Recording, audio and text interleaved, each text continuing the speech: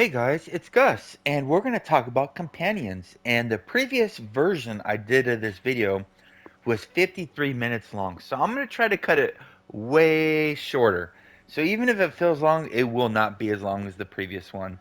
The first one, this is just for it's unusual. So there's some companions that hit really fast, and I never knew this until I was testing them all. And the first is this crab. Do not get it. It is pure ass. But what's so weird is how fast this crab hits. I mean, this is crazy. Who would have thought this crustacean could hit so much? And I believe, yeah, he gets stacked so it gets even faster. So there's the crab, and all those little numbers look like it might be big damage. It's not. So the next one will be the pewter golem. I never would have thought. It's a tabletop. I forget what they're called. I don't play D&D, but I've seen those before, and it's pretty cool. So let's see what he does, and watch how fast he hits if he decides to attack. There we go.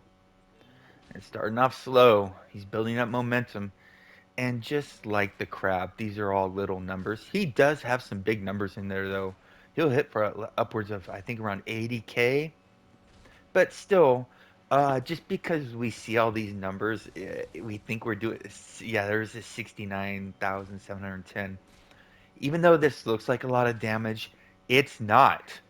And there's one more companion, and this one actually is big damage. It's arguably one of the most powerful companions we have, and that's the Tomb Spider. Look at this bad boy. Look how fast he hits, and it only gets faster the longer he's in battle. Well, he doesn't take as long as what's the Blaspheme Assassin, but man, he hits so hard and so fast. And again, these are little numbers like the Peter Golem and Crab, but there's so much going on at once. Right now, there's 6 web damages. They call them web damage, but I'll just call it bleed. All these numbers do equate to big numbers, believe it or not. This is one of the top companions in the game. And I'm going to use this for the other part. So we're going to talk, those were the 3 fast hitting companions. Next, I'm going to show you how to I'm going to show you how to test your companion's damage because not everybody, i.e., Xbox and PlayStation 4, have Advanced Combat Tracker (ACT). Well, thank you, Oracle. He is an amazing, helpful, great player on PC who came up with this idea. And thank you for sharing this. So, what you do if you want to test the companion's damage, you go here to the training room. In order to test the damage, you have to have a set value and you have to have something to keep time. Well, we do have a set value. If you go to the boss, you can select what item level it's going to be at. We'll select the ratings at 5K, the lowest.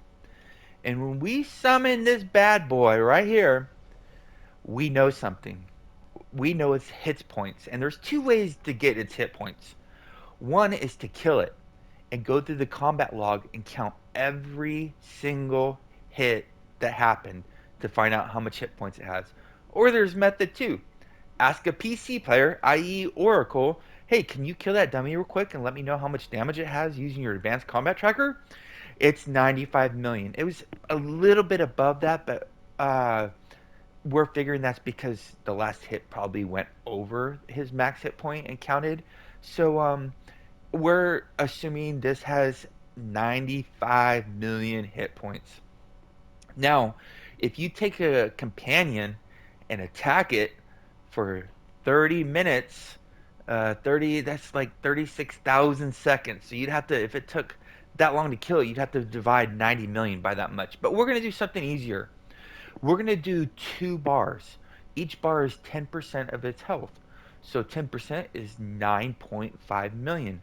2 bars would be 95 million. Or I'm sorry, 19 million. And if it took 5 minutes and 20 seconds, we know that's 320 seconds. So we could take 19 minutes and divide it by 320, and that's how much damage it does per second. Or you can just see which one gets to 20% off health off the fastest. Because if you want to measure its enclosed damage, how much damage it does per second, it's a futile endeavor. because every time one of your stats change or your item level changes by one, it changes the companion's damage. So really, you want to know which companion can get it to 20% health or 10% health or the whole bar the fastest, and the ones that do it the fastest do the most damage. And the thing is the numbers I got. For example, I tested the pseudo dragon, took 5 minutes 20.98 seconds. I rendered it up to 5 minutes 20 seconds. It did an enclosed damage of 59,191 damage a second. The green scale bowman took 36 seconds longer at 53,370. The tomb spider was at 2 seconds faster. The battery was 23 seconds slower at 617. And the assassin actually did slightly less damage than the pseudo dragon did. It took 5 minutes and 20 seconds to get down there. And I actually did the paranoid delusion for the HR. I just didn't even write it down because I was disappointed. I thought it'd be great. It's pretty good though. But so what? If you want to test the companion's damage, you put it on the 5K item level, right here, which is selected, and you attack it. And you start the timer as soon as he engages. Right now, start the timer. Because some attacking companions will attack faster than others, so I do it the second I get attacked. And then you got to stop it the second it gets to 20. And there's three possible scenarios of human error here. You could start the timer too late or too early. You can stop the timer too late or too early, and what you figure 20% may be different for everybody. It might be right as it hits the white line at the 20% mark. It might be when you see the full white line. It might, who knows?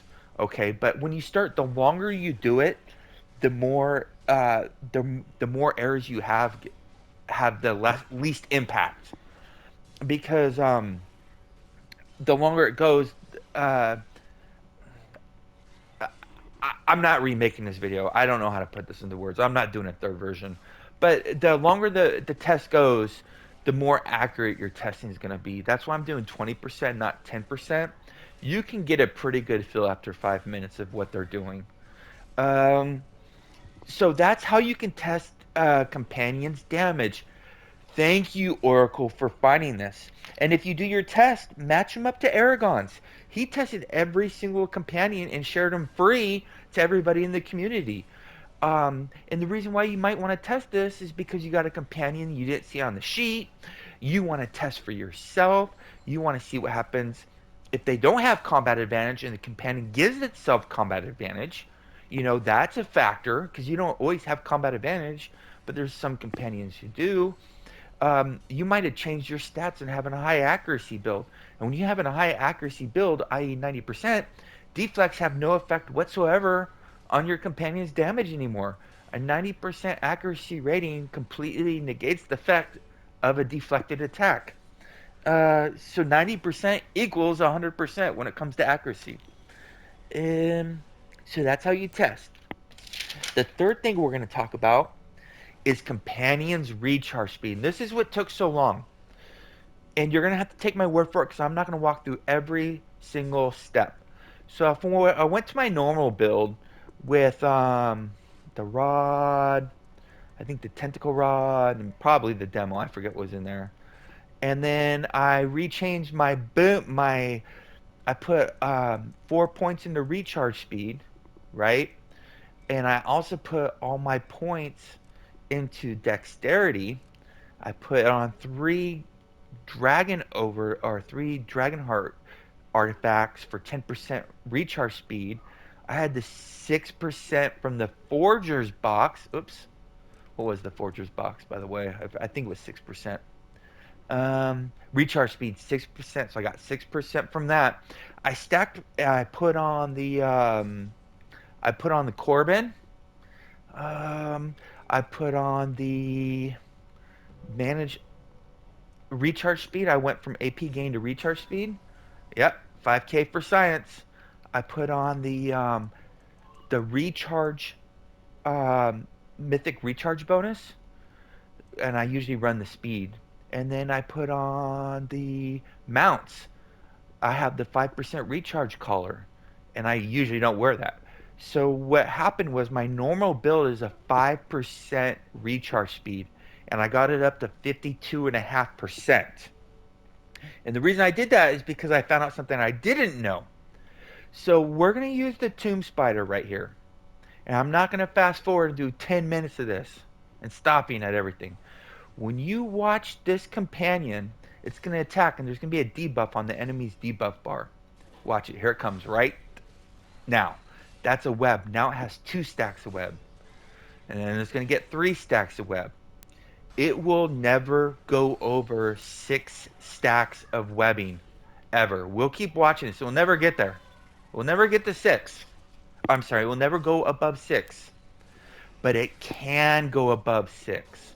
When I use the Bell of Celerity, see it's at 4 right now, goes up to 5, we'll hit 6, when I'll go back down to 5, we'll go to 4. If we use the Bell of Celerity, it will slightly, every so often, hit 20 or 7 stacks.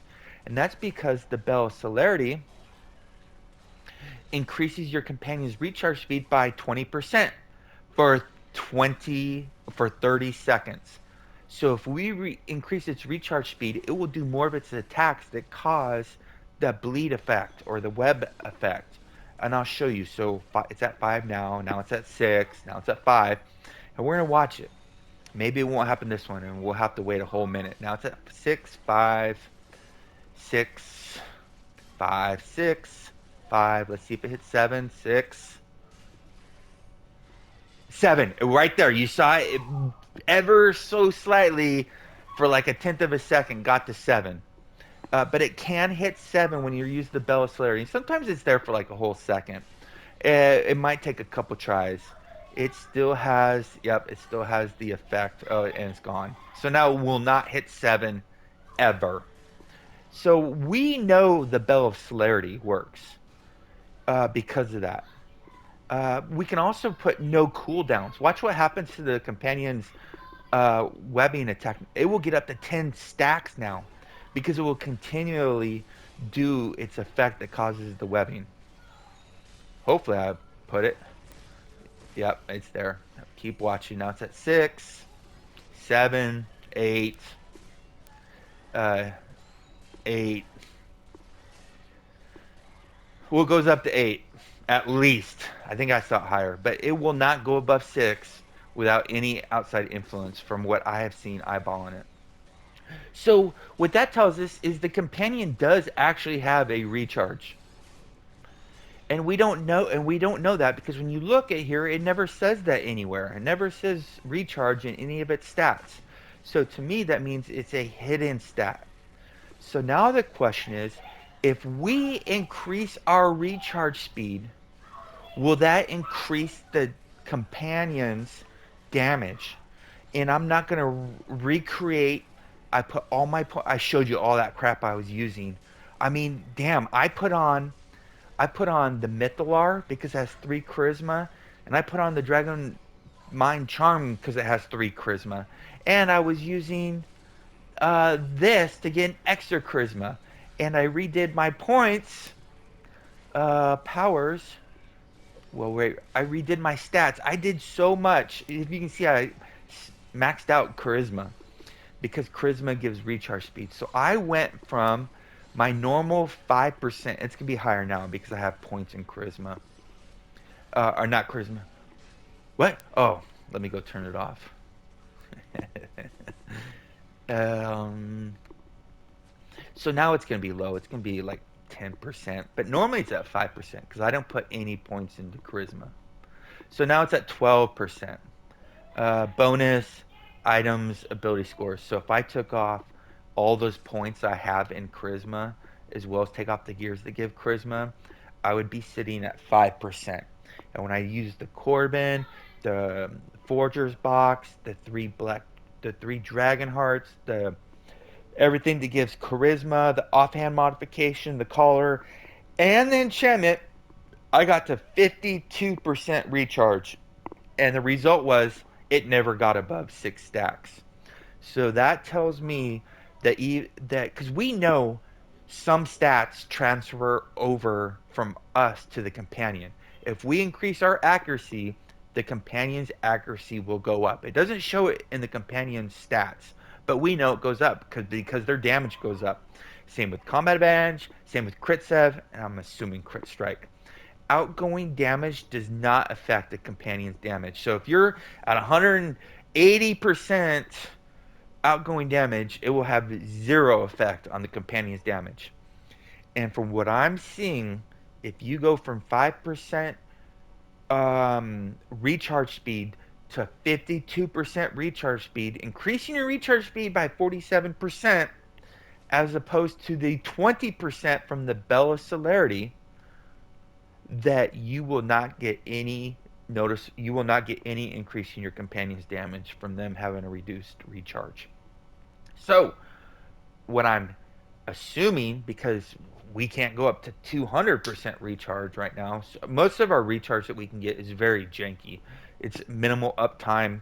It takes luck, RNG related, but we can get a solid 52%. Probably a little bit more than that if we push the limits, but 47% increases should be enough to definitively say if it can go from 6 to 7 stacks that it's reducing its recharge, when this 20% does reduce its recharge.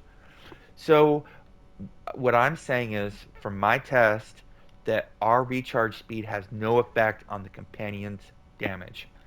And I know most people don't give a shit, but there's a lot of min-maxers who do. And the thing about recharge is we give up a lot whenever we equip recharge, we're losing something else. So it's a luxury. So there may come a point again when recharge might be a viable stat we build around for a particular rotation or a particular build. And if it helped our companion's damage, it would only strengthen the cause of building around recharge. But at this moment, without recharge affecting the companion, it doesn't look very likely with what we currently have available in the game. Uh, Now we're going to do our last. I'm going to show you the last point I have.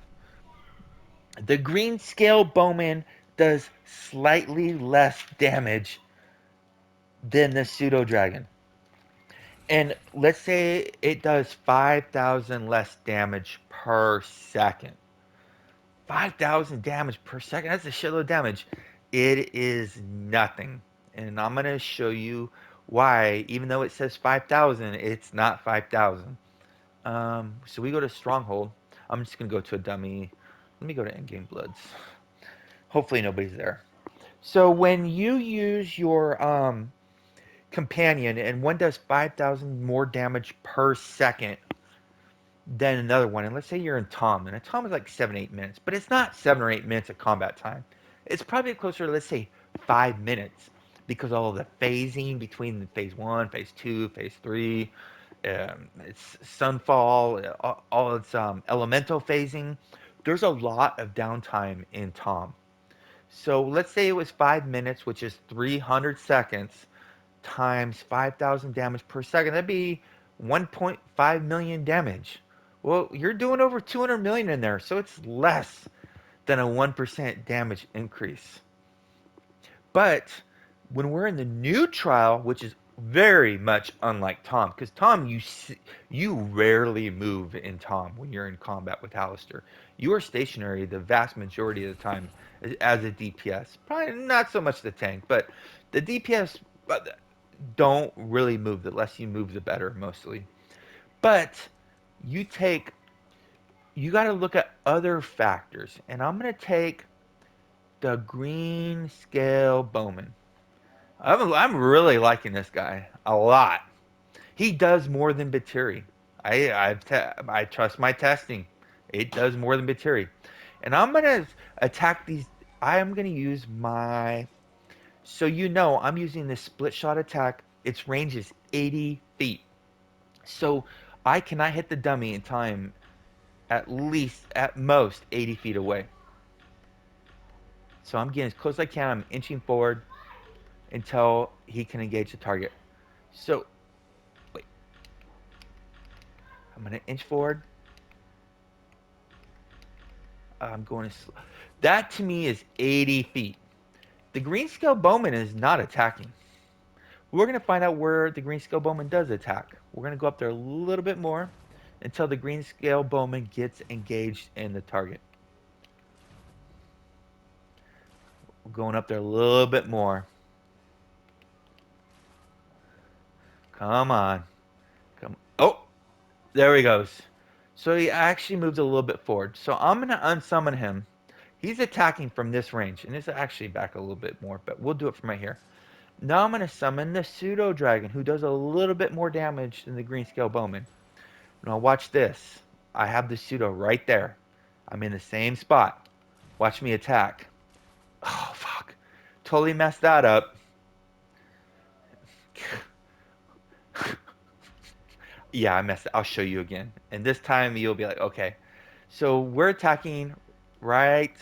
We're going to go to the range of his limits. And you notice the Pseudo Dragon is not attacking, right? Not attacking now. So we're going to go to the Green Scale Bowman. I think it's because it was in combat when I pulled him out. So now I'm at the Green Scale Bowman right here. The Pseudo Dragon will not attack. Let's see if he'll attack now. There he goes. So he will engage the further I am. He'll engage further from the enemy than I will.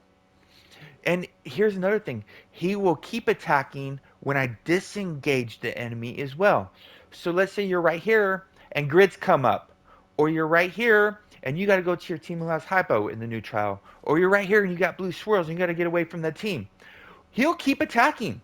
Look, I can walk really far away and he will keep attacking. This is amazing. I'm going to look at the ground and look at the shadows.